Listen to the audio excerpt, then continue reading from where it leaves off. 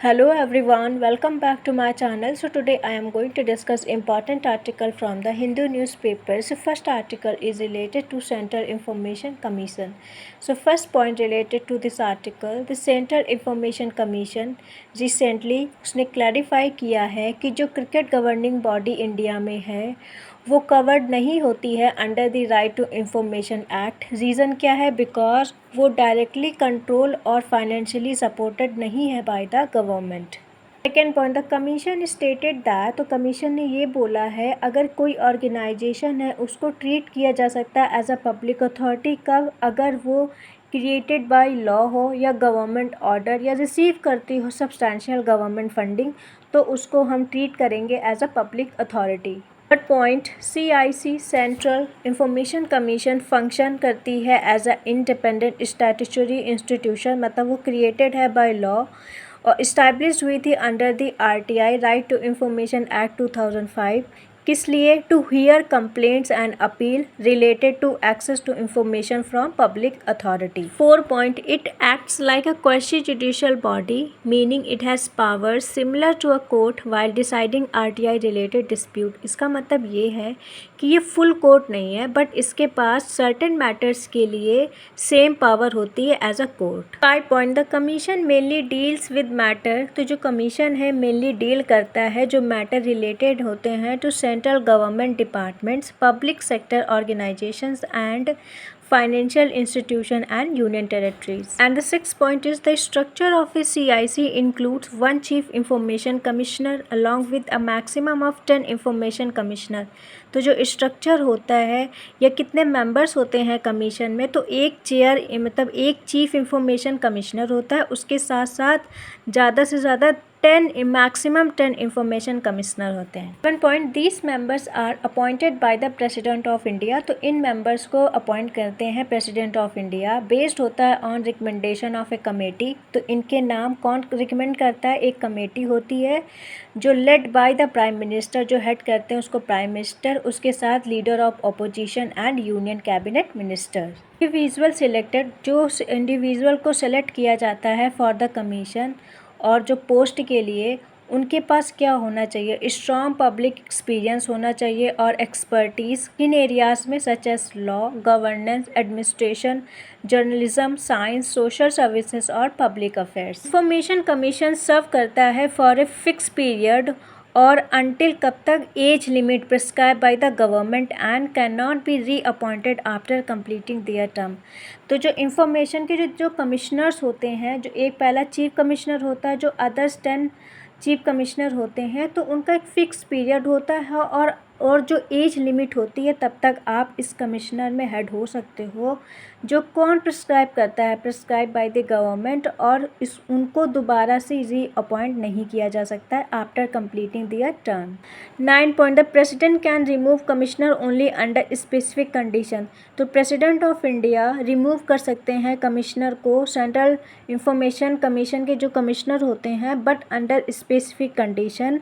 While serious misconduct और incapacity require an inquiry, जो उनको किस कंडीशन पे हटाया जा सकता है? मिसकंडक्ट और इनकैपेसिटी, बट पहले उसकी इंक्वायरी करनी पड़ेगी। अगर वो साबित हो जाते हैं तब आप उनको रिमूव कर सकते हैं, तब प्रेसिडेंट उनको रिमूव करता है। कमीशन प्ले एक important role in promoting transparency, जो प्रमोट करता है ट्रांसपेरेंसी को, अकाउंटेबिलिटी को और सिटीज़न के राइट को। किस लिए? To seek to ask information from public institutions. So basic for removal of chief information commissioner और अदर IC या इंफॉर्मेशन कमिश्नर, तो क्या क्या क्राइटेरिया या कंडीशंस होती हैं for the chief information commissioner और अदर IC को रिमूवल करने के लिए या उनको रिमूव करने के लिए? First, insolvent, removal due to financial instability. Second, moral turpitude, मतलब रिमूव किया जा सकता है ड्यू टू एथिकल मिसकंडक्ट।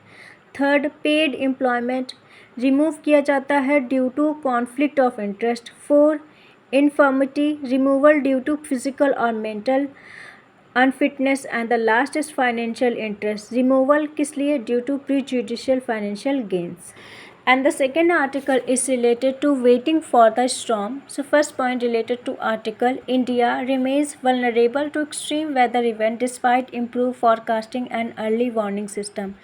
तो इंडिया लगातार बना हुआ है वल्नरेबल मतलब most susceptible to extreme weather events despite मतलब बावजूद इसके कि इम्प्रूव फॉरकास्टिंग पहले से फॉरकास्ट कर दिया जाता है और अर्ली वार्निंग सिस्टम इसके बावजूद भी इंडिया बना हुआ है सबसे ज़्यादा vulnerable to extreme weather events. Second point, a severe pre monsoon weather system recently affect किया है सबसे ज़्यादा उत्तर प्रदेश में। क्या क्या हुआ था? Causing thunderstorm, dust storm, lightning, heavy rainfall और strong wind across several district of Uttar Pradesh. Third point, similar weather patterns have been observe during May June in recent year.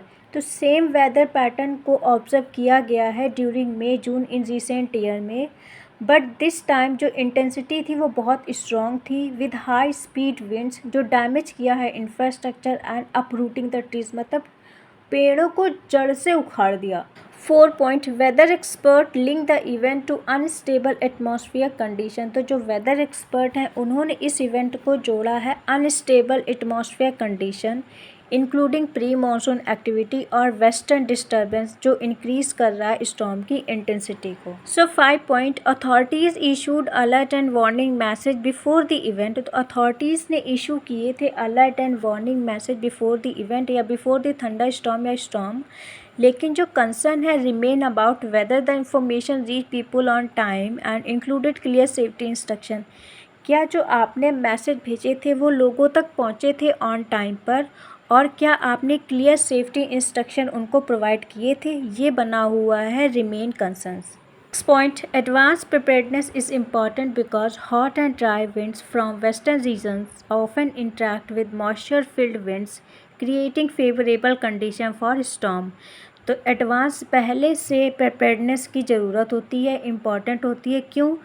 क्योंकि जो हॉट और ड्राई विंड्स होती हैं from western region वो लगातार often क्या वो इंटरेक्ट करती हैं विद मॉइस्चर फिल्ड विंड्स मतलब जो विंड होती है उनमें मॉइस्चर होता है तो ये क्रिएट करता है favourable condition for storm. 7 point, certain geographical areas specially hilly and uneven regions face a higher risk of sudden thunder storm due to rapid air movement.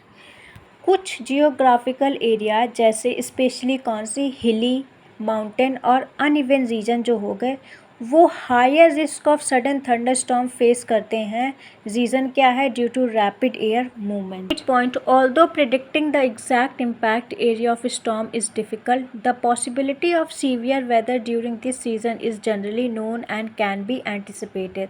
हालांकि जो आप प्रेडिक्शन देते हैं वो एग्जैक्ट नहीं हो सकता, exact impact area of storm ये डिफ़िकल्ट है। आप एग्जैक्ट ये नहीं पता कर सकते कि इन स्टॉर्म की कितनी इंटेंसिटी हो सकती हो या कितना इम्पैक्ट कर सकता है, बट जो पॉसिबिलिटी होती है severe weather during this season वो जनरली बहुत नोन होती है, मतलब आप अवेयर होते हैं कि ऐसा हो सकता है, उसको एंटिसिपेट किया जा सकता है। 9 point, weak housing structure and fragile public infrastructure increase the risk of casualties and damage during storm. तो जो वीक हाउसिंग इंफ्रास्ट्रक्चर होते हैं और फ्रेजाइल बहुत सेंसिटिव पब्लिक इंफ्रास्ट्रक्चर होते हैं जो इंक्रीज़ करते हैं रिस्क ऑफ कैजुअलिटीज़ मतलब डेथ और डैमेज करते हैं during storms. Fully install electric wiring, sign boards and outdoor structure also create additional danger during extreme weather events. Poorly जो आप बहुत ही ख़राब तरीके से इंस्टॉल कर देते हो इलेक्ट्रिक वायरिंग, देखो कैसे टंगे हुए होते हैं, एक में एक ऐसे लिपटे होते हैं। साइन बोर्ड्स और जो आउटडोर स्ट्रक्चर होते हैं वो और उसको ऐड कर देते हैं और ज़्यादा क्रिएट कर देते हैं danger during extreme weather conditions. Last point is better disaster preparedness, stronger infrastructure and improved communication system are necessary to reduce future losses। तो आप क्या क्या स्टेप ले सकते हैं to reduce loss due to storm?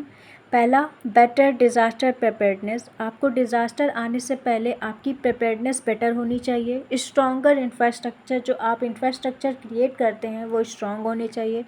और इम्प्रूव कम्युनिकेशन सिस्टम, मान लो आप कोई अलर्ट मैसेज या वार्निंग भेजते हैं तो वो ये मैंडेट है या ये इम्पॉर्टेंट होता है कि वो लोगों तक पहुँचे ऑन टाइम और necessary to reduce future losses. तो ये कुछ स्टेप हैं जो आपको आई थिंक आपको अडॉप्ट करने चाहिए जिससे हम कुछ हद तक जो लॉस होता है उसको कम कर सकते हैं ड्यू टू स्टॉर्म।